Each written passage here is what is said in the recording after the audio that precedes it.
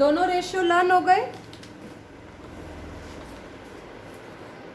Now write down solvency ratios.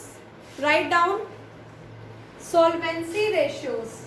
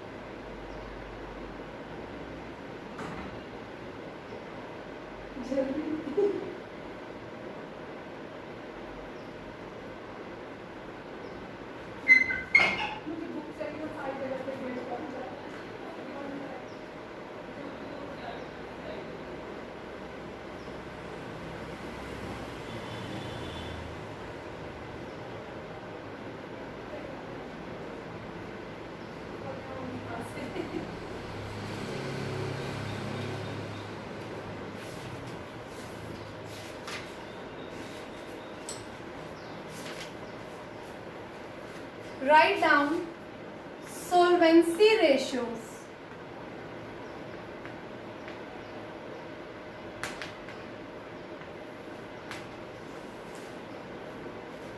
First लिखो इसमें, first लिखो date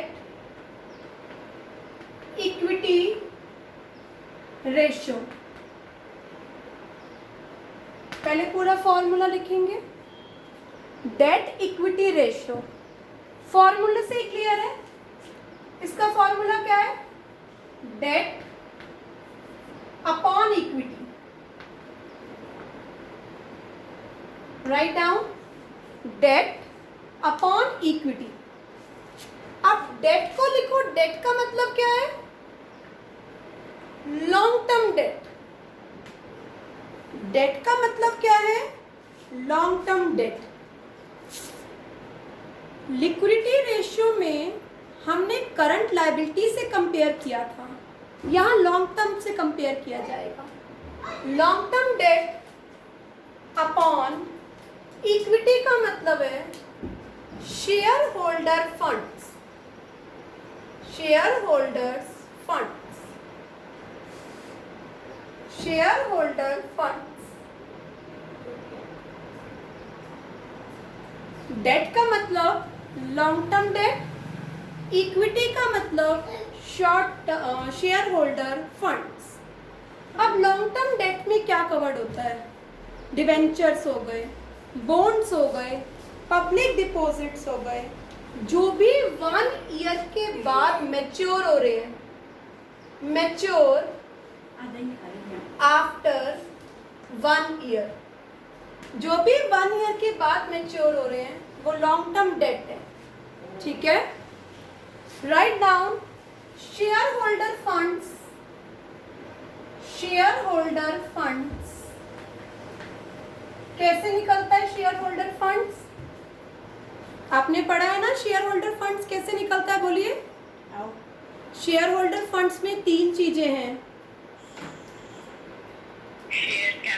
share capital, reserves and surplus, money receive against share warrant. आपने अभी तक तो शेयर वारंट देखा नहीं होगा, है ना. तो main share capital and reserves and surplus. और शेयर कैपिटल में क्या? इक्विटी और प्रेफरेंस दोनों आएंगे. ठीक है. Equity and preference both. तो right down share capital, share capital plus reserves and surplus. Share capital includes, share capital includes, बेटा 1 मिनट रुकना. इक्विटी शेयर कैपिटल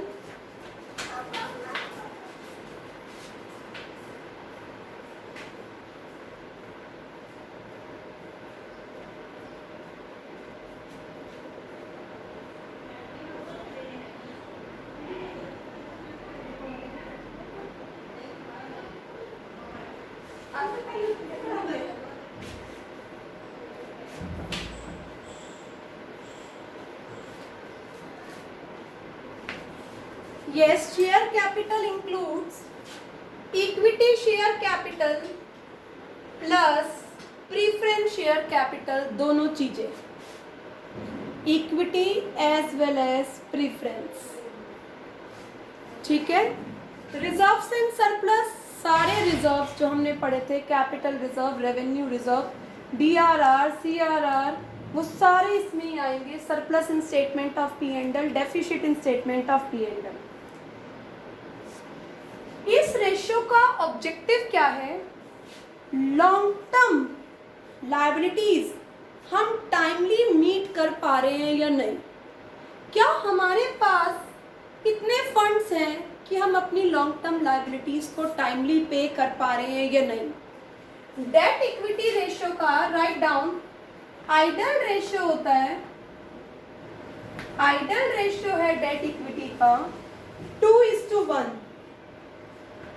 अगर इससे ज्यादा शेयर होल्डर फंड से डबल डेट ले सकते हैं, अगर डबल डेट से भी ज्यादा ले रखा है तो रिस्की सिचुएशन होगी। Alright, long term point of view से रिस्की सिचुएशन होगी। आइडल क्या है? 2:1। कम होगा तो ज्यादा बेटर है, ज्यादा होगा तो रिस्की है। तो फॉर्मूला लर्न करते हैं। Debt equity ratio, debt upon equity. Debt means long term debt, equity means share holder fund, share holder fund means share capital plus reserves and surplus. आप देखो बीच बीच में इलस्ट्रेशंस आएंगी, इलस्ट्रेशन अपनी rough notebook में करते जाओ मेरे साथ। इलस्ट्रेशन नंबर 27 पर आ जाओ। अच्छा, एक चीज और बताती हूँ, रुको बेटा, एक चीज और देखो फिर चलते हैं। ये मेरी बैलेंस शीट है, ठीक है। यहाँ पर शेयर कैपिटल आ रहा है, यहाँ पर रिजर्व्स एंड सरप्लस आ रहा है, ठीक है। यहाँ पर नॉन करंट लायबिलिटीज हैं, यहाँ पर करंट लायबिलिटीज हैं, यहाँ पर नॉन करंट असेट्स हैं, यहाँ पर करंट असेट्स हैं। तो करंट एक फॉर्मूला तो ये हुआ, share holder funds plus reserves and surplus, है ना। एक फॉर्मूला तो श्वेता ये हुआ ना। दूसरा फॉर्मूला क्या हो सकता है? दूसरा फॉर्मूला क्या हो सकता है बेटा? Non current assets plus current assets minus non current liability minus current liability, दोनों सेम चीजें देंगी। तो मैं इसको लिख रही हूं क्या? Non current assets plus current assets minus non current liabilities minus current liabilities. All right, अब एवरीबडी नोस करंट असेट्स में से करंट लायबिलिटी माइनस कर देंगे तो क्या आ जाएगा? करंट असेट्स में से तो दूसरा फॉर्मूला क्या बन गया? Non current assets plus working capital minus non current liabilities. आया समझ में ये फॉर्मूला? तो लिख लीजिए अभी पहले नोटबुक में, share holder funds is equal to non current assets plus working capital minus non current liabilities minus non current liabilities. Got it? तो सभी लोग मेरे साथ रिवाइज करो। Debt equity ratio is equal to debt upon equity. Debt equity ratio is equal to debt upon equity. Debt means long term debt, equity means share holder funds, shareholder funds means share capital plus reserves and surplus. Share capital includes both equity and preference. And another formula of shareholder fund, non-current assets plus working capital minus non-current liabilities. Idle is 2:1. If it is more than 2:1, it will be risky for the firm. The lower is the better it will be. अगर lower है तो ज़्यादा अच्छा है. Illustration 27. Calculate debt equity from the following particulars. Debt equity ratio निकालो following particulars से. Share capital, reserves and surplus. अपनी rough notebook साथ में ओपन हो जानी चाहिए. Long term borrowings, long term provisions, current liability, non current assets, current assets. तो मैं सबसे पहले डेट इक्विटी का फॉर्मूला लिखती हूँ. Debt equity ratio is equal to debt upon equity. जितनी बार अपने हाथ से लिखोगे उतनी जल्दी लर्न होता चला जाएगा. Debt means long term debt, equity means share holder funds. Long term debt means long term debt borrowings plus long term provisions भी. लॉन्ग टर्म प्रोविजंस भी लॉन्ग टर्म डेट लिखा हुआ है, बोरोइंग्स नहीं लिखा हुआ सिर्फ. लॉन्ग टर्म डेट इंक्लूड्स जया लॉन्ग टर्म प्रोविजंस ऑल्सो. तो 120 provisions are 50,000. Equity share capital plus reserves and surplus 170 upon 360. ये भी प्रोपोर्शन में निकलता है. Pure ratio 0.47:1. Date equity ratio. Another formula of equity is non current assets 380 plus working capital current assets minus current liabilities minus non-current liabilities. Non-current liability means short long-term provision, long-term debt 170. 380 plus 150 530 minus 17, that is 360. Both will give same answer. Now debt equity is 0.47:1.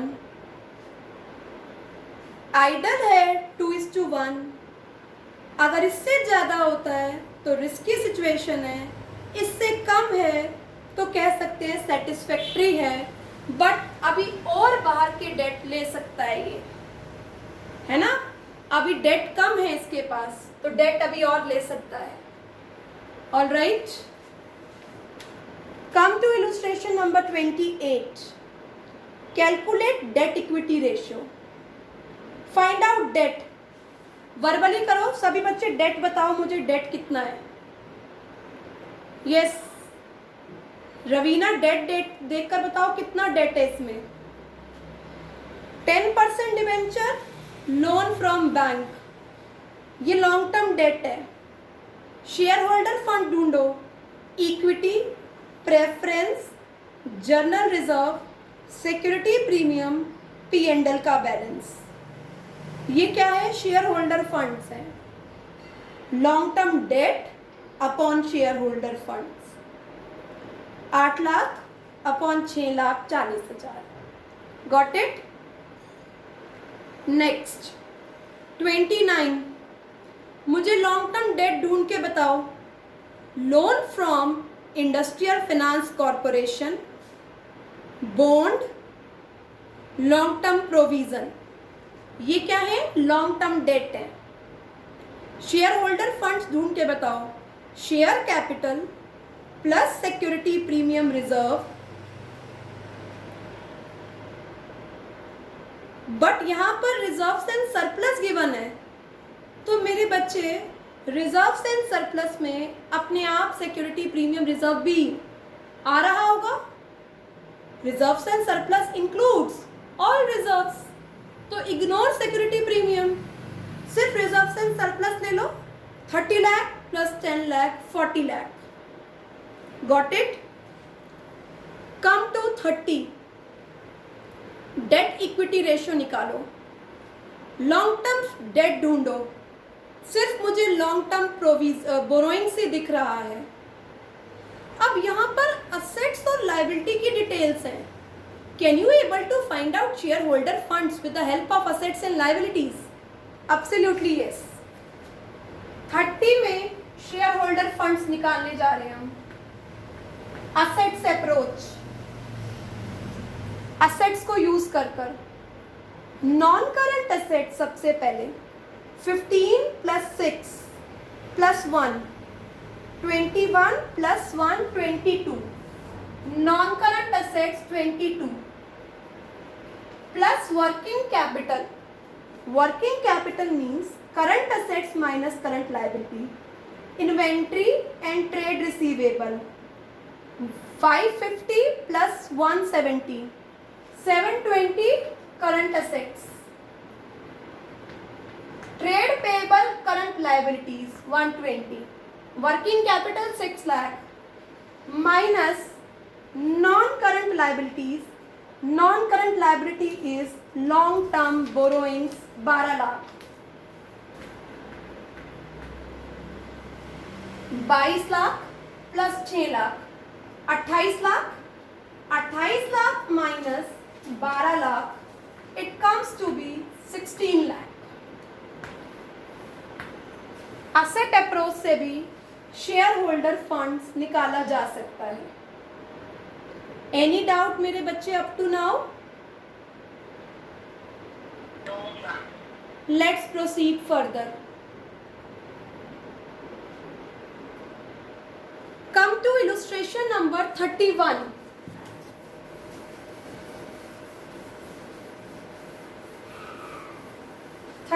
Illustration पर आ जाओ.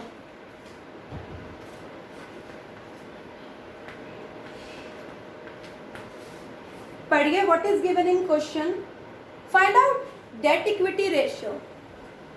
बेटा total asset given है, total debt given है, current liability given है. ये given है total assets 8,10,000. कभी समझ ना आए क्या करो तो बैलेंस शीट का सहारा लेना. टोटल डेट गिवन है, मतलब करंट प्लस नॉन करंट 260, जिसमें से करंट 40 है. जिसमें से करंट 40 है मेरे बच्चे. तो श्वेता नॉन करंट कितना हो गया? 220. अब देखो ध्यान से, ये non current assets, current assets, non current liabilities, current liability, share capital, reserves and surplus. इन सब की हेल्प से शेयर होल्डर फंड्स निकल सकता है ना? यस और नो? इन सब की हेल्प से non current plus current minus ये बोथ, तो 8,10,000 minus 2,60,000 is share holder funds. तो शेयर होल्डर फंड्स कितना आ गया? 5,50,000. इक्विटी आ गई 550.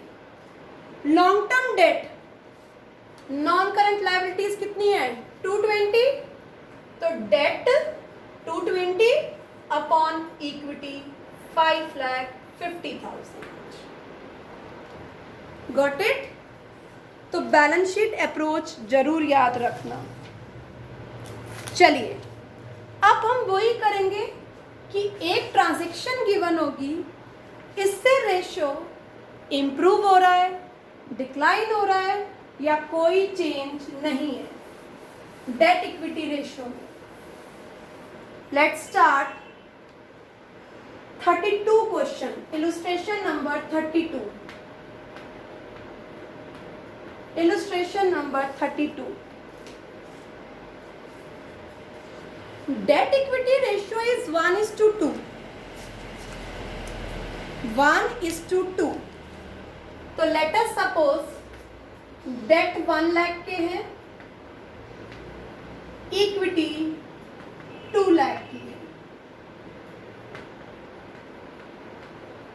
ये रेशियो हो गया 1:2. ठीक है, कोई और फिगर भी ले सकते हैं, no problem. First transaction, repayment of long term borrowings 40,000.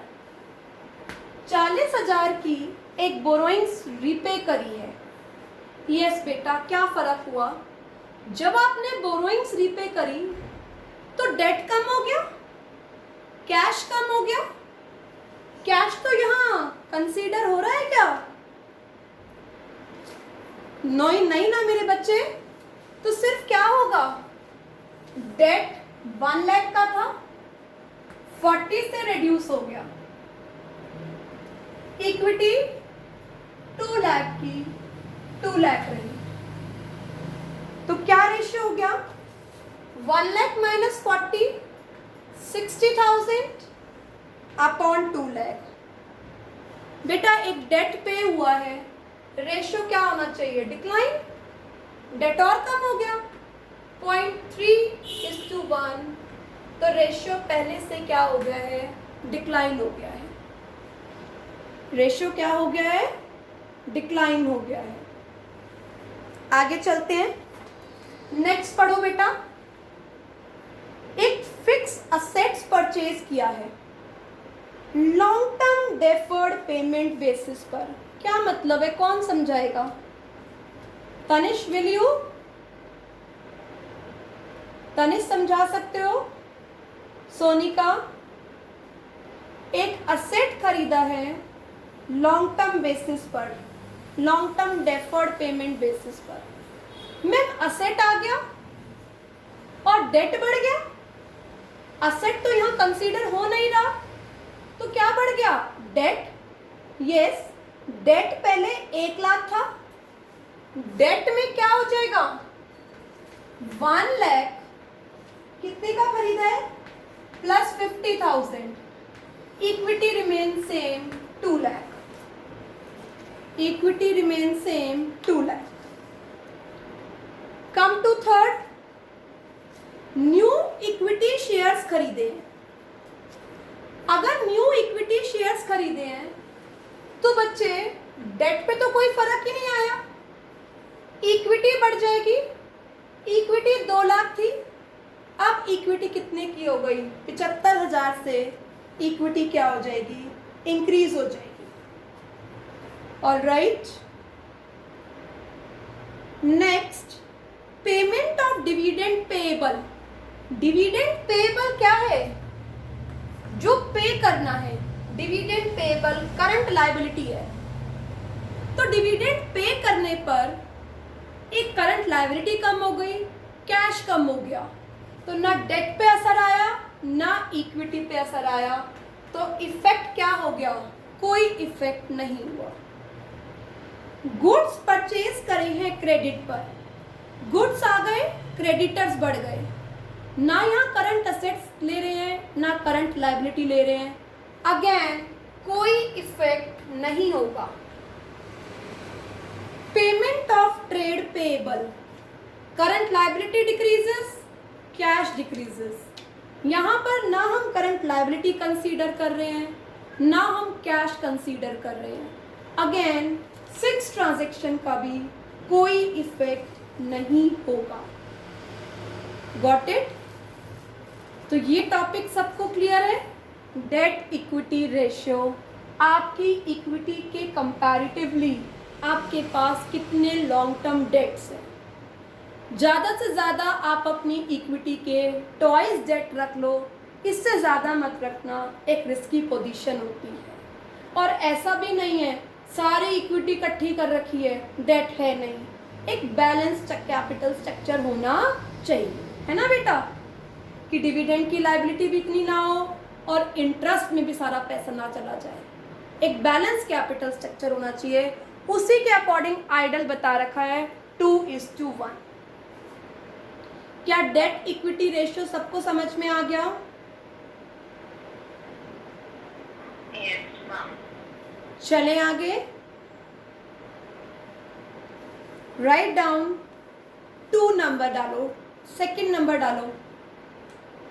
Date equity ratio खत्म हो गया, सॉल्वेंसी रेशियो का डेट इक्विटी हो गया।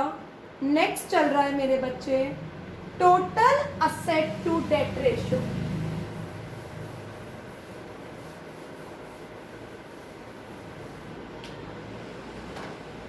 टू नंबर लिखो, क्या है second? Total assets to debt ratio. Total asset to debt ratio. Right down formula. Formula is total asset to debt. देखो नेम से ही क्लियर है ना, क्या फॉर्मूला हो जाएगा? Total asset upon debt. Total asset upon debt.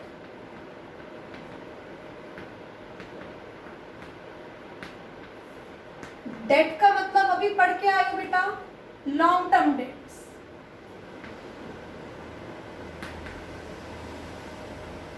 Total assets का मतलब current assets plus non current assets. Right down.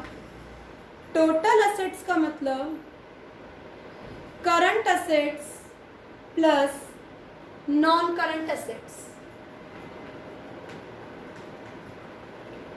ये रेशियो रिलेशनशिप एक्सप्रेस करता है लॉन्ग टर्म असेट में और लॉन्ग टर्म डेट में। क्या आपके लॉन्ग टर्म डेट्स आपके असेट से कवर हैं या नहीं है? एक higher ratio total asset to debt का क्या इंप्लाई करता है कि लोअर डेट्स यूज करे हुए हैं आपने। Low ratio represent risky financial position.